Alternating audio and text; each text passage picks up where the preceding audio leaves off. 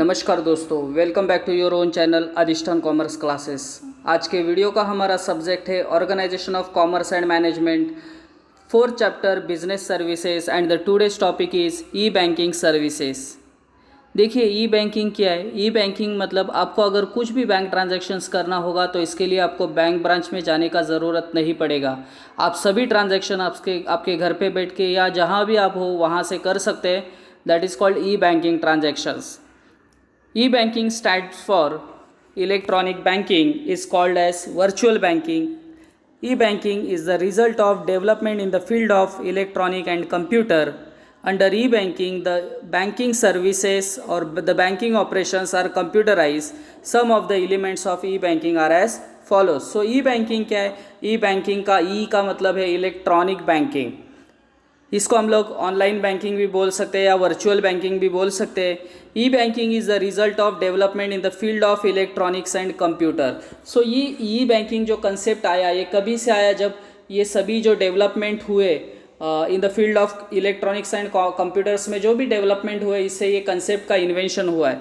Under e banking the banking operations are computerise, मतलब आपके सभी बैंकिंग ट्रांजेक्शन से कंप्यूटराइज किए गए ई बैंकिंग में। Some of the elements of e-banking are as follows. First है automated teller machines. The ATM are electronic machine which are operated by the customer on his own to withdraw or deposits money. So ATM आपको मालूम नहीं है, ऐसा नहीं होगा, फिर भी हम लोग इसको देखते हैं कि ATM क्या है. It is a automated teller machine. ATMs are electronic machine which are operated by the customer on his own to withdraw or deposit money. It can be used for other banking transaction also, such as balance inquiry, transferring money, request for checkbook or bank statement, etc. Nowadays ATM also provide facility of cash deposits through CDM, that is the cash deposit machine. So इसके पहले कैसे होता था कि आप ATM का use सिर्फ जो भी आपका मनी होगा वो विड्रॉ करने के लिए यूज़ करते थे, बट अभी आप एटीएम के थ्रू फंड्स डिपॉजिट्स भी कर सकते हैं। The ATM are electronic machine which are operated by the customer on his own to withdraw और डिपॉजिट मनी। इट कैन, देखिए, सिर्फ विड्रॉ करना और डिपॉजिट करना इतना ही नहीं, basic function also such as balance inquiry कर सकते हैं, transferring money, request for chequebook और bank statement etcetera. Nowadays, ATM also provide facility of cash deposit through CDM, that is a cash deposited machine. Second point, credit card. दो concept है, credit card and debit card. देखिए, मैं पहला basic फ़र्क समझाता हूँ। Credit card and debit card तो हम लोग पढ़ने ही वाले हैं, बट क्रेडिट कार्ड मतलब आपके बैंक अकाउंट में अगर फंड्स या पैसे नहीं भी होंगे तो भी क्रेडिट कार्ड के थ्रू आप ट्रांजैक्शंस कर सकते हैं। बट डेबिट कार्ड से ट्रांजैक्शन करने के लिए आपके बैंक अकाउंट में पैसा होना नेसेसरी है। सो क्रेडिट कार्ड मतलब क्या है? क्रेडिट मतलब क्या है कि आप बैंक से, सपोज आपके पास पैसा नहीं है अभी फ़िलहाल, लेकिन आपको कुछ बाय करना है, तो आप बैंक का क्रेडिट मतलब बैंक से पैसा उधार लेके वो ट्रांजैक्शन कर सकते हैं, बट इसके लिए बैंक आपको क्या लगाएगी? चार्ज लगाएगी। That is a credit card. A credit card is a payment card. It allows the card holder to pay for a different transactions he performs. The issuing bank creates a revolving account and grant a line of credit to the customer or a user. So जो भी जिस bank का आपका credit card होगा वो bank आपको credit provide करेगी, मतलब आपको उधार पे फंड्स प्रोवाइड करेगी, पैसा देगी, बट इसके लिए आपसे इंटरेस्ट लेगी। Credit card offers convenience to customer as customer need not carry cash. So credit card के ज़रिए आपको कैश कैरी करने का ज़रूरत नहीं है, आप क्रेडिट कार्ड के ज़रिए ही मोस्ट ऑफ द ट्रांजैक्शंस कर सकते हैं। लेकिन बेसिक क्रेडिट कार्ड और डेबिट कार्ड का जो फ़र्क है वो मैंने आपको बता दिया है। तो चलिए फटाफट आगे बढ़ते हैं। Third point, debit card. Most of the bank nowadays offer debit card as soon as account is open by the account holder. Through debit card payments, the amount gets deducted from account holder account.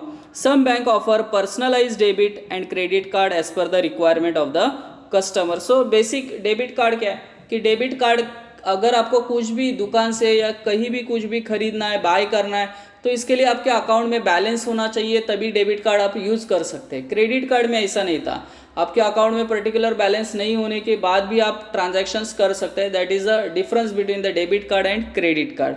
जब आप most of the time जब आप account open करते हैं तो ये bank आपको debit card issue कर देती है।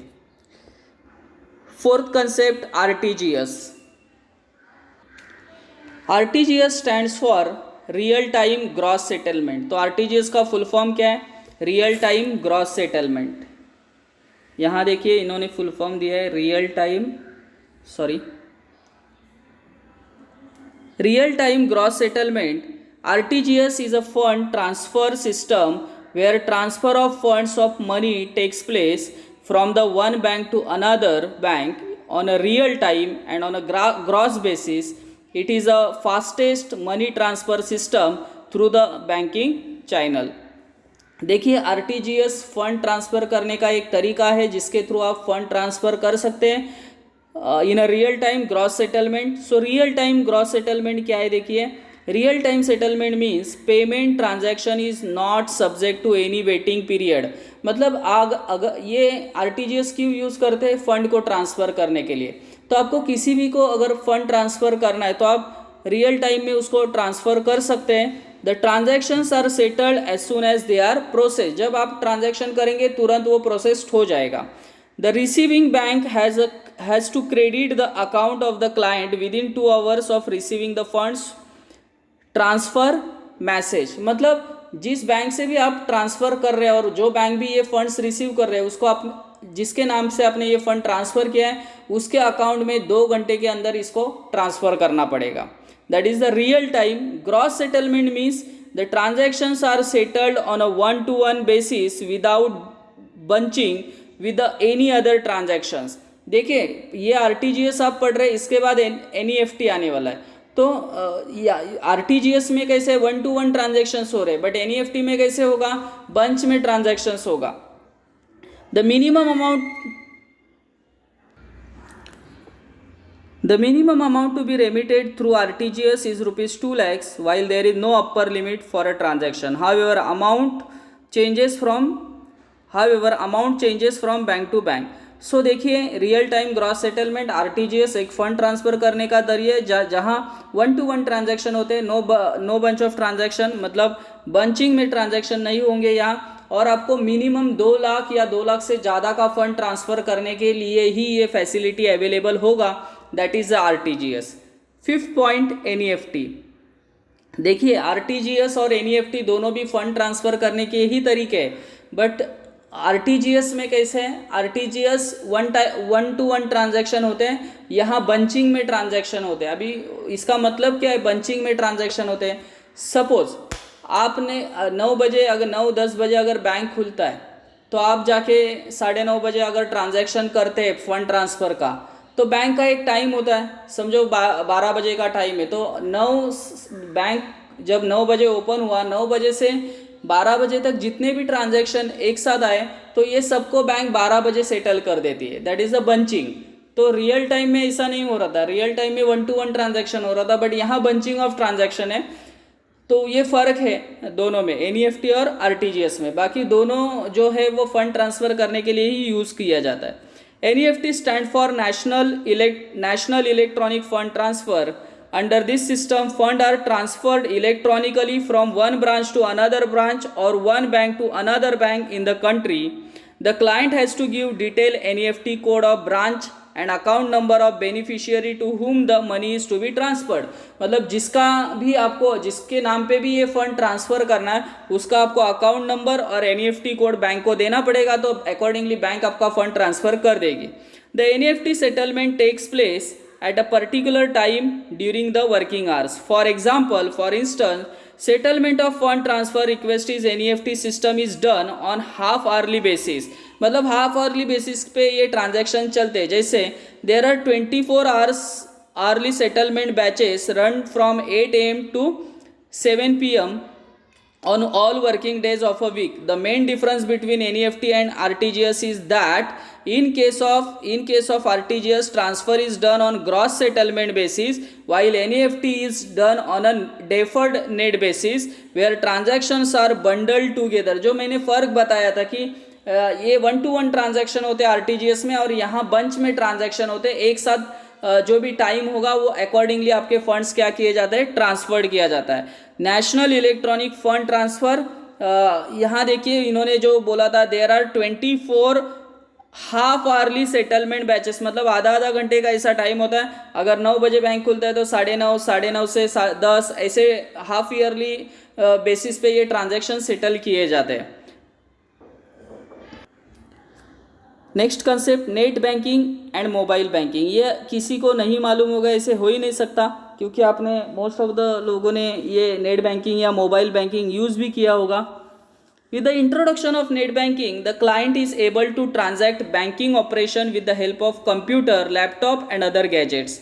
तो कंप्यूटर के थ्रू, लैपटॉप के थ्रू आप बैंकिंग ट्रांजैक्शन कर सकते हैं. The internet banking service enable a client to check various transaction, facilitates payment of various thing, transferring funds. देखिए अलग अलग transaction, payment transaction, transferring funds, ये सभी ट्रांजैक्शन आप नेट बैंकिंग के थ्रू कर सकते हैं.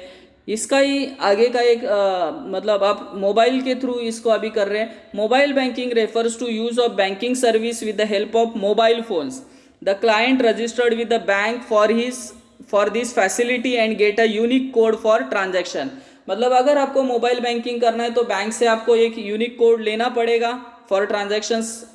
The client can perform various transactions such as request for balance, transfer of funds, stop payment, issue of check. ये सभी ट्रांजैक्शन आप नेट बैंकिंग और मोबाइल बैंकिंग के थ्रू कर सकते हैं. लास्ट पॉइंट है IMPS facility. IMPS stands for Immediate Payment Services. This facility allow customer to instantly transfer funds to any other bank account. मतलब अगर NEFT और RTGS भी फंड ट्रांसफर का तरीका है, बट आपको इंस्टेंटली फंड ट्रांसफर करना है तो आप IMPS फैसिलिटी का यूज़ कर सकते हैं. और यहाँ आप 5,000 से लेके 1,000 से लेके कितना भी फंड ट्रांसफ़र कर सकते हैं.